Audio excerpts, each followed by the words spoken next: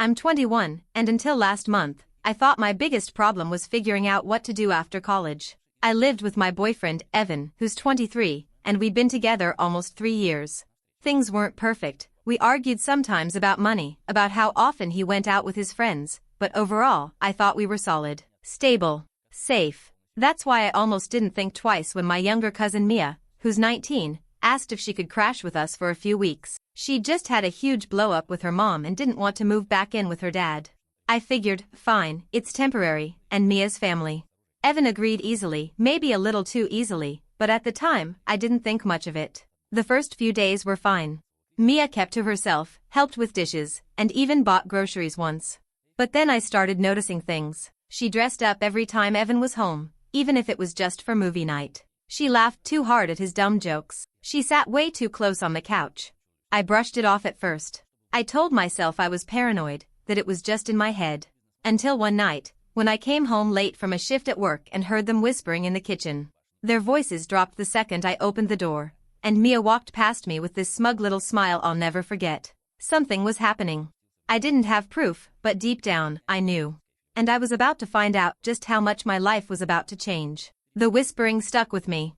I barely slept that night, just lay there listening to Evan breathe next to me, wondering if he was faking it. By morning, I felt sick. I tried to convince myself it was nothing, but the more I replayed it, the more certain I was that something wasn't right. Over the next few days, Mia seemed bolder. She'd walk around in tiny shorts and one of Evan's hoodies like it was hers. I'd come out of the shower and find her sitting cross-legged on our bed, scrolling through her phone, while Evan sat beside her playing Xbox. It felt like I was walking into someone else's house, like I was the guest. I confronted Evan casually, asking if Mia was making him uncomfortable, because she was definitely crossing boundaries with me. He laughed it off, said I was reading too much into it, and reminded me that she was just a teenager figuring herself out. But the way he said it, defensive, like I'd hit a nerve, made me even more suspicious. Then one night, I came home from class early. I wasn't supposed to be back until 10, but my professor canceled. When I opened the front door, the lights were dim, music was playing, and there was a half-empty wine bottle on the counter. I froze when I heard giggling from the living room. I peeked around the corner. And that's when I saw it. Mia was sitting on Evan's lap. Not hugging him. Not joking around. She was straddling him, her arms around his neck, his hands on her waist. Neither of them noticed me at first. I can still remember the sound my keys made when they slipped from my hand and hit the floor. That's when they both looked up, faces pale, eyes wide. And everything I thought I knew about my relationship shattered in that moment. The silence after the keys hit the floor felt heavier than anything I'd ever experienced. Mia scrambled off Evan's lap so fast she nearly tripped over the coffee table. Evan just sat there, frozen, his mouth opening and closing like he wanted to speak but couldn't. My body moved before my brain did. I walked straight to the counter, grabbed the wine bottle, and slammed it into the sink so hard it shattered. I didn't even care about the glass flying everywhere. I just needed to break something, anything, because inside I was breaking too. Evan finally stood up, stammering that it wasn't what it looked like, but the words sounded pathetic. I had literally seen Mia's legs around him. There was no misunderstanding to explain that away. Mia, instead of apologizing, stood in the corner with her arms crossed, glaring at me like I was the intruder in my own apartment. That glare told me everything I needed to know. She didn't regret it. She wasn't embarrassed. She was daring me to fight for him. I couldn't. I shoved past Evan, locked myself in the bedroom, and slid down the door until I was sitting on the floor, shaking. My phone buzzed non-stop, texts from friends, emails from school, but I couldn't bring myself to move. My whole body felt like lead. After an hour, I heard Mia's voice outside the door, low and mocking, telling Evan not to let me control him. I'll never forget the way she said it, like she was already claiming him as hers. I realized then that this wasn't just some stupid mistake or drunken lapse. It had been building, and I'd been too blind to see it. And now, I had to decide what to do next. I didn't sleep at all that night. I lay awake listening to every sound outside the bedroom, every creak of the floor, every hushed voice. At one point, I heard laughter, soft and muffled, and I couldn't tell if it was from the TV or if they were sitting out there together, whispering and smiling like I didn't even exist. By sunrise, I knew I couldn't stay in that apartment. My chest felt tight, my hands wouldn't stop shaking, and the thought of opening the door and seeing them together again made me want to vomit. So I packed a duffel bag with whatever clothes I could grab and left while they were both asleep on the couch. Yes, together, wrapped up in the same blanket. That image is burned into me forever. I went straight to my best friend's place. She opened the door, took one look at me, and didn't even ask questions. She just let me in, made me sit down, and handed me coffee. For the first time since this started, I felt safe. Later that day, Evan called me 15 times. He left voicemails saying he loved me, that Mia had kissed him first, that he was just too shocked to react. I didn't answer a single one. When he realized I wasn't picking up, the texts came, long paragraphs about how he couldn't lose me, how Mia meant nothing, how he'd send her back to her mom's if that's what I wanted. But I wasn't stupid. I remembered the look on his face when I caught them. He hadn't looked shocked, he'd looked guilty. The rail kicker came 2 nights later. I checked Mia's social media out of morbid curiosity, using a fake account because she'd blocked me. And there it was, a photo of her in my apartment, sitting on the same couch where I'd seen them together, captioned with a single heart emoji. No Evan in the picture, but I recognized his hoodie on her. That was the moment it hit me. She wasn't planning on leaving. And I wasn't the girlfriend anymore. Seeing that picture made something in me snap. I'd been clinging to the idea that maybe this was just a horrible mistake, that maybe Evan would realize what he was about to throw away. But that heart emoji told me the truth. Mia wasn't sorry. She was proud. She wanted people to know she had him. I didn't even cry. I just went cold. I opened my laptop and started pulling every document I needed, bank statements, lease agreements, all the boring details of a life we had built together. I realized the lease was in both our names, but most of the bills were in mine. My paychecks had been covering rent half the time while Evan caught up on things. Now he was playing house with Mia in the space I was helping pay for. The audacity made me sick. I called the landlord the next morning, explained the situation, and asked if there was any way to break the lease early. He told me it would cost money I didn't have. My other option? Remove myself from the lease entirely and let Evan take it over. That meant walking away from the apartment, from everything inside it, from the life I'd built there. It hurt like hell, but the idea of fighting for furniture while Mia wore my clothes and drank from my mugs was unbearable. So I signed the paperwork. Within a week, my name was gone. Evan tried to spin it like I was being dramatic. He sent me another flood of texts, some begging, some angry. First he said he loved me, then he said I was overreacting, then he accused me of abandoning him. Meanwhile, Mia kept posting photos, her cooking in my kitchen, her curled up under the blanket I'd bought last winter. Every update was like a knife, but also a reminder. They could play house all they wanted. Because I was done being part of it. For a few days, I went completely no contact. I muted Evan, blocked Mia, and tried to convince myself I was moving on. But curiosity has a way of creeping back in, and one night, against my better judgment, I checked her profile again.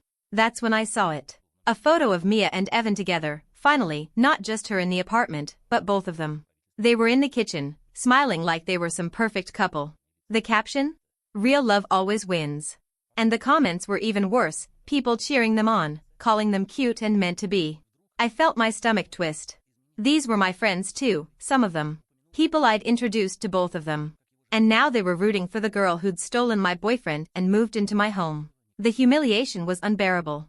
I almost texted Evan right then, just to scream at him, but I stopped myself. He didn't deserve my words. Not anymore. Instead, I screenshotted the post and sent it to my mom. She called me immediately, her voice shaking with anger. She said she'd warned me about letting Mia stay, that she'd always seen the way Mia looked at Evan.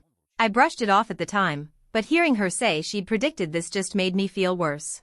A few hours later, Evan finally broke the silence and texted me directly. He said Mia had been posting jokes to get under my skin, that he wasn't responsible for what she wrote, and that he still wanted me back. He begged me to meet him, just once, to talk. For a split second, I considered it. The part of me that still loved him, that remembered all the good times, wanted to hear him explain. But then my phone buzzed again. A notification from Mia. She'd posted another photo, this time, of her and Evan in bed. The caption, best sleep of my life. Any doubt I had left evaporated. I wasn't going back. After that bed photo, something in me hardened. I realized Mia wasn't just living with Evan, she was waging a war against me, and she wanted everyone to see her winning. Every post, every smug caption, every stolen piece of my life was a calculated move to humiliate me. But she underestimated one thing, I wasn't going to play quiet victim. I started saving everything, screenshots of her posts, the photos with Evan, even the comments from people cheering them on. I made a separate folder and backed it all up. Part of me wasn't even sure why I was doing it. Maybe to show proof later, maybe just so I could remind myself I wasn't crazy. Then I started hearing whispers from mutual friends. Mia was bragging that Evan had always liked her more, that he'd only dated me because I was easier. She was rewriting history, painting me as some desperate placeholder until she finally claimed what was hers. I wanted to scream. But instead, I waited. 2 nights later, Evan showed up at my friend's apartment, where I'd been staying. He looked terrible, dark circles, unshaven, jittery. He begged me to let him in, swore he hadn't touched Mia until after I left, that she was just filling the space I'd abandoned. He tried to act like I'd walked out on him for no reason, like I hadn't literally seen her on his lap. I stood there, numb, listening. He was so desperate it almost sounded believable. Almost. But then, like clockwork, my phone buzzed in my hand. It was a new notification. Mia had just posted a photo of her wearing my necklace, the one Evan gave me for our 1-year anniversary. The caption, "He says it looks better on me anyway." I held up my phone and showed him the screen. His face drained of color. And that was the moment I knew, he wasn't torn between us. He was caught. And I wasn't going to be the one crawling anymore. The look on Evan's face when he saw that photo said everything. He didn't even try to deny it. He just dropped his head into his hands like a kid caught red-handed. My heart should have shattered, but honestly, it didn't. It was like all the pain had already burned out of me, and all that was left was this sharp, steady anger. I told him flat out he needed to leave. He begged, pleaded, even tried to grab my hand, but I pulled away. My friend came to the door then, ready to call the cops if he didn't go. He finally stormed off, muttering that I'd regret this, that Mia wasn't the reason things fell apart, I was. The audacity almost made me laugh. Over the next week, Mia doubled down online. More posts, more digs, even tagging Evan in pictures of their place, my old apartment. She wore my clothes in selfies, posed with my throw pillows, even used my coffee mug in a story. It was like she was deliberately erasing me and stamping her name over everything I'd built.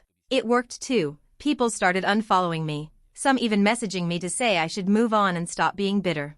Bitter. Like I hadn't just lost both my relationship and my home in one blow. But then something unexpected happened. One of Evan's coworkers, someone I barely knew, slid into my DMs.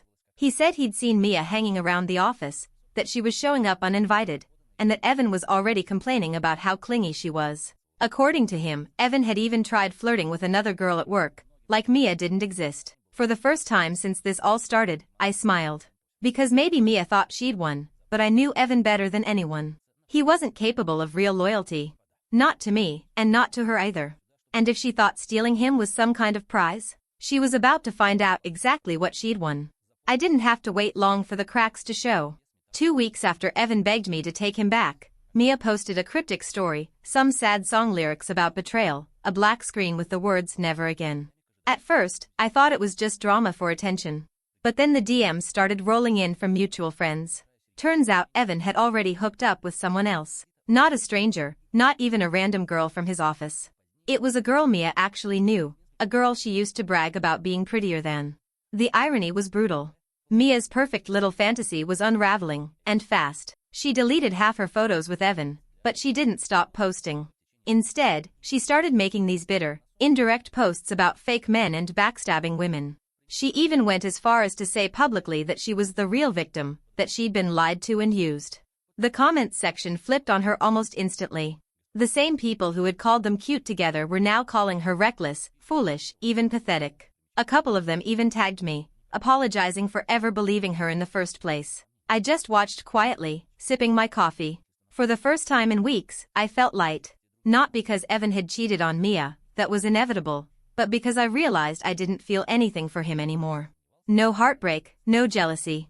Just relief. They were finally turning on each other, and all I had to do was stand back and let it happen. But I wasn't prepared for what came next, because Mia didn't just let it go. She came after me. Mia showing up in my inbox was the last thing I expected. First it was a paragraph about how I ruined Evan, how he wouldn't have cheated if I hadn't abandoned him. Then it turned into a full-on meltdown, pages of rage, insults, even threats. She accused me of spying on her, of turning people against her, of making her look stupid. I didn't reply. Not once. I just screenshotted everything and saved it in the same folder with all her other posts. The next day, she went public. She tagged me in a long rant on her profile, calling me toxic, claiming I'd been jealous of her since we were kids, and insisting that Evan had only ever stayed with me out of pity. She thought she was humiliating me, but honestly, she humiliated herself. Because within an hour, the comments were full of people dragging her, reminding her of the bed photos, the necklace, the smug captions. They called her out for stealing someone else's boyfriend, only to get cheated on herself. It was brutal. And for the first time since this whole nightmare started, I felt like I had one, not because I got Evan back, I didn't want him, but because I had my dignity, and Mia had none. A week later, Evan texted me one last time. Just 4 words, I messed up bad. I didn't respond. I didn't need to. Now, I'm out of that apartment, out of that relationship, and out of their chaos. I'm rebuilding, slowly, but in a way that's mine. No shared leases, no stolen clothes, no lies whispered in the kitchen. Just me. Mia thought she stole my life. Evan thought I'd always be there waiting. But the truth is, I walked away. And I've never felt freer.